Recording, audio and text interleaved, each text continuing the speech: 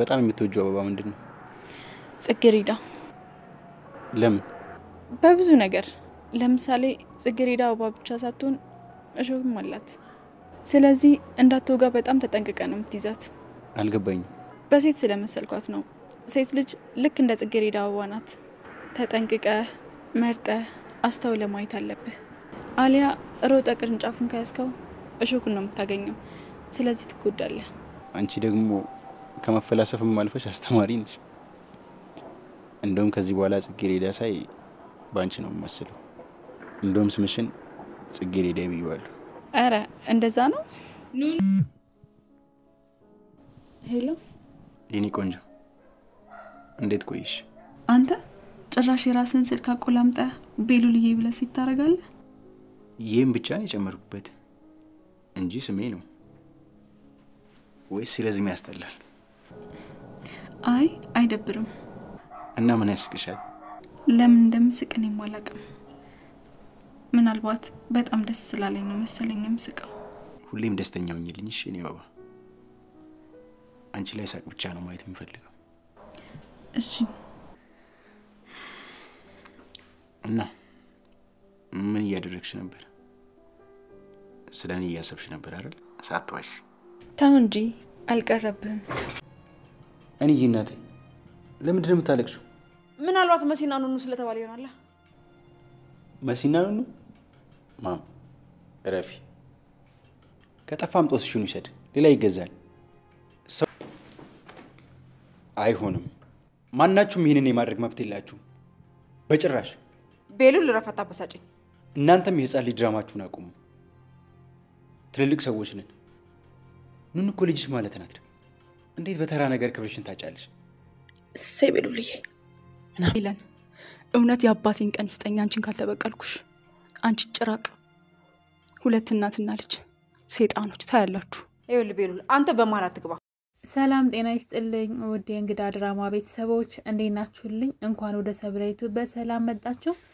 እንግዳ ድራማ በክፍል 28 ላይ እንግዲህ ኤልሹ በባለፈው ክፍል ኑኑያትን የጎዳች መስሏት የእናቷን ጌጣጌጦች አውጥታ ከእናቷ ቁምሳጥን ወደ ኑኑያ ክላስ በመሄድ ኑኑያት ሻንጣ ውስጥ አስቀምጣው ነበረ እና እንግዲህ ወይዘሮ ሄለን ወደ ክላሷ ሄዳ እቃዋን ስታየው ግን እነዛ ውድ የሆኑ ስጦታዎቿ ወይም ደግሞ ጌጣጌጥ ከባሏ የተገዛላት ስጦታ ያገኘቻቸው ናቸው። እንግዲህ በጣም ውድ የተባሉ የሀብታም እቃዎች ናቸው።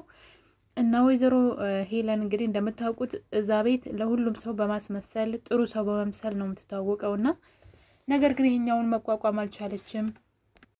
ምንም ሸምሳ ይዛት ነበረ ወደ መሲር ክላስ በመሄድ መሰረት እያለች የተጣራች ነበር። እንግዲህ መሲን መሰረት ብላ እንኳን ጠርታት አታውቅም። እና እንግዲህ በአጋጣሚ ደግሞ አይንዬ ከመሲ ጋርና ከአዲ ጋር እያወሩ ነበረ። የመሲ ክላስ ውስጥ ነው ማለት ነው።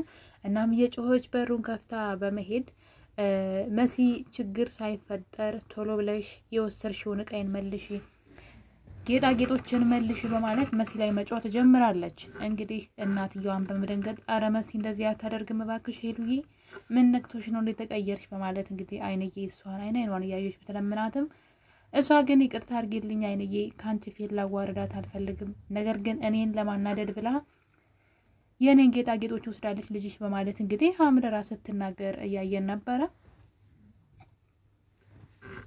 መሲም እንግዲህ ነገር እንዳላየች ምላ ተገዝታ ብትነግራትም በፍጹም አላምንሽም አንቺ ነሽ የኔን እቃ የወሰድሽው ስትላት መሲ ግን አንጀቴን ያራሰው መልስ አላታለች። እኔ ኩሩ ነኝ ሰርቼ እንጂ ሰርቄ አይደለም ምኖረው ለዛውም ካንቺ ስትላት ምን ማለት ነው ትላታለች። ማለቴ ካሰሬ ብላ ከዛ ነገሩን ታረጋጋዋለች። ነገር ግን ልኳን የነገረቻት ለዛውም ካንቺ ነው ልሰርቅ አንቺ ራስሽ ሌባ ነሽ ነው በሌላ ቋንቋና ወይዘሮ ሄለን በዚህ ያላቆመችም የመሲን ክላስ መበርበር ጀመረች። የቀራት ቦታ የለም በርበራ ስትጨርስ ነይ ወደ ሳሎን ሁላችሁም ኑ እዛ እንነጋገራለን በማለት እንግዲህ መሲን እየጎተተች ወደ ሳሎን ተወስዳታለች። ቤቱ በጣም ተቀወጠ። በዚህ መሀል እያሉ ነበረ ኑኑያትና ቤሉል ደግሞ ፍቅር እያጫወታቸው ነው። ሰሞኑን እንግዲህ ስልክ ይደዋወሉና እያወሩ ነበረ። እኔ እኮ ግርም የሚለኝ የነዚህ የሁለት ልጆች ፍቅር ግን ምንድነው እንደዚህ በጣም እንትን ሆነ? ልክ ሊያወሩ ሲሉ የሆነ እንቅፋት እንኳን አይጠፋም። የሚያወሩትን ነገር እንኳን ሳይጨርሱ ነው የሚያቋርጣቸው ሰው የሚመጣው። እና እንግዲህ ቤሉልና ኑኑ እንግዲህ ስልክ እያወሩ ነበረ። ቤሉል ሆዬ ለኑኑያት ስልክ ገዝቶ ሲሰጣት የራሱን ስም ቤሉልዬ ብሎ ሴቭ አድርጎ እንግዲህ እሷ እንዳቆላመጠችው እያስመሰለ ነው። እኔ ግራ የገባኝ ነገር አለ። ብዙዎቻችሁ እሷ ከአዶኒ ጋር ነው መሆን ያለባት ትላላችሁ። ምክንያታችሁ ምንድን ነው? እኔ ደግሞ አዶኒ የሚባል ሰው ምንም አይመቸኝም። የሆነ ፈዛዛ ተላላ ነገር ነው፣ ጅላጅል ነገር ነው። ለምን ቆፍጠን እንደማይል አላውቅም። ማለት ከአባቱ የአባቱን ገዳይ ከመፈለግ ይልቅ የኑኑያትና የቤሉል ፍቅር መጀመር ለሱ በጣም ትልቅ አንገብጋቢ ሆኖበታል። ፍቅር በግድ አይሆንም። እንግዲህ ኑኑያት የምትወደው ብትሆን ፍቅሩን ትቀበለው ነበረ። ግዴታ ከኔ ጋር ትሆኛለሽ የሚል እንትን የለም። እና እንግዲህ ታሪኩ ደግሞ የኑኑያትና የቤሉል ነው እንጂ የአዶኒና የኑኑያት አይደለም። በመሰረቱ አዶኒና ኑኑያት ፍቅር ቢጀምሩ ማንም ሰው ከልካይ የላቸውም። ምናልባት በኑኑ በኩል ወንድሟ ካልሆነ በቀረ የነሱ ፍቅር ሌላ ፈተና ሊያጋጥመው አይችልም። ነገር ግን ከቤሉል ጋር ሲሆን ግን ሌላ ፈተና አለው። እሱም ደግሞ ሄለን ናት። እንግዲህ ከሀብት ጋር የተያያዘ ታሪክ ነው። ሄለን ራሱ የቤሉልና አባት ያገባችው ለሀብት ብላ እስከሆነ ድረስ የቶሚ ልጅ ያልሆነችውን ያንተ ልጅ ናት በማለት እንግዲህ ኤልሻዳይንም እንደዛ እስከ ማድረግ የደረሰችው የሁሉ የገንዘብ ጥማት ስላለባት ነው። ለዛም እንግዲህ ሌላ ፈተና ለቤሉል አምጥታለታለች። ቤሉልና ኑኑያት አሁን ላይ በፍቅር ክንፍ ያሉ ይመስለኛል፣ ሳይታወቃቸው ማለት ነው። በዚህ መሀል እያሉ እንግዲህ ሁለቱ ስልክ እያወሩ ነበረ። ኤልሻዳይና አዲሷ የቤሉል ፍቅረኛ ተብላ የመጣችው ሴት ወደ ኑኑ ክላስ በመሄድ ኑኑን ለማናደድ ይሞክራሉ። ኑኑና ቤሉል ስልክ እያወሩ ስለነበረ እንግዲህ ገና እያወሩ ያለ ስለኔ እያሰብሽ ነው ወይ ብሎ ጠይቋት በደንብ መልሳለት ሳትጨርስ ነበረ የፍቅር መቀስ የሆኑ ልጆች መጥተው በሯን ከፍተው በመግባት እሷን ለማናደድ ቢሞክሩም እሷ ግን በጣም ደስ ያለ ነገር ኑኑ አሁን ላይ እየተቀየረች መጥታለች። ምክንያቱም ደግሞ ችግር በቅቤ ያስበላን ይባላል። አንዳንድ ችግሮች ለጥንካሬዎቻችን ነው የሚሆኑት። ኑኑያት ጠንካራ እንድትሆን ያደረጋት አንደኛው ነገር የወይዘሮ ሄለን መጥፎ ንግግሮች ናቸው። በጣም መጥፎ ነገር መጀመሪያ ላይ ታችሁ ከሆነ እኔ ሁሌም ከጎንሽ ነኝ፣ እደግፍሻለሁ፣ አይዞሽ፣ እኔ ያለሁልሽ፣ ይሄን ነገር ለማንም ሰው እንዳትነግሪ እያለች ነበረ። ነገር ግን ትንሽ ቆየት ብላ ቶሚ ከሞተ በኋላ አቶ ቶማስ ከሞተ በኋላ አንቺ እኮ ከሰው በታች ነሽ፣ ከማንም ሰው ጋር ራስሽን እኩል እንዳታደርጊ፣ ከማንም ሰው ጋር እኩል አይደለሽም እና ደግሞ ከልጅ አጠገብ እንዳትደርሺ፣ እንዳትመረዥ፣ ልጅ እንዳትበክይ፣ ልጆችን እንዳትበክይ እያለች ማንቋሸሽ ጀመረች። በቃ አንቺ ተስፋ የለሽም፣ ማትረቢ ሰው አይነት ነሽ፣ በቃ አልታደልሽም እያለች መጥፎ ቃላቶችን ትናገራት ስለነበረ እና እንግዲህ እነዛ ነገሮች ያበረቷት ይመስሉኛል። አሁን ላይ ንቅት እንድትል ሰው ላይ ሸክምና ለመሆን በራሷ እንድትቆም ወይም ደግሞ መኖር እንደምትችል ተስፋ እንዳላት። በዛ ላይ ደግሞ ቤሉል ተጨመረ። ቤሉልን ትወደዋለች። ነገር ግን ከልጅነታቸው ጀምረው ነው እነዚህ ልጆች የሚዋደዱት። ዛሬ አዲስ አይደለም። ቤሉል እንግዲህ ለኑኑያት ጽጌሬዳ የሚለውን ስም ከዚህ ቀደም በፊት ልጅ እያሉ ኑኑያት እዛ እየመጣች እንግዲህ ክረምቷን ታሳልፋለች። በዛን ጊዜ ነበረ እና አንድ ቦታ ላይ እሷ አበባ እየጠጣች እሷ አብሯት ተቀምጦ እያለ ስለ አበባዎች እያወሩ ነበር እና ስለ ጽጌሬዳ የነገረችው ነገር ነበረ። ጽጌሬዳን በሴት መስላታለሁ ብላ የነገረችው ነገር ነበርና በዛ የተነሳ እንግዲህ ከዚህ በኋላ አንቺ እንደውም ጽጌሬዳ ነው ምልሽ ብሏት ነበረ። እናም ለዛ ነው ጽጌሬዳ የምትባለው ያኔ የወጣላት ስም ነው። እንግዲህ እንዳየነው ከሆነ በትውስታ መለስ ብሎ ቤሉል የተወሰነ አሳይቶናል። ደስ የሚል የልጅነት ጊዜ ነበራቸው ማለት ይቻላል። አብረው አድገዋን ማለት ይቻላል። ምናልባት ልጆቹ ቢቀያየሩም እንኳን እሷ ራሱ እዚህ ቤት ውስጥ ነው ያደገችው። እና እንግዲህ በዚህ መልኩ እያለ ነበረ ቤሉል ብዙ ነገሮችን ወደ ኋላ መለስ ብሎ ያስታወሰ። ለምንድን ነው መልሳ ማደውልኝ በማለት ተነስቶ ወደ ሳሎን ይመጣል። ሳሎኑ እየተበጠበጠ ነበረ። ወይዘሮ ሄለን እየጮኸች ነበረ። አይንዬ ደግሞ በጣም እያለቀሰች ነበረ። የኔ ልጆች በፍጹም እንደዚህ አያደርጉም እያለች እሷ ደግሞ እንግዲህ ልጆችሽ ይቅርታ አይንዬ ልጆችሽ አጠፉ ማለት አንቺ አጠፋሽ ማለት አይደለም። ነገር ግን ይቺ ልጅሽ አታርፍም ከቤሉል አጠገብ እንዳደርሽ እያልኳት ትላንት ሙሉ ቀን ከሱ ጋር ነው ያለችው በማለት እንግዲህ በዛውን ብሶቷን ተናግራለች።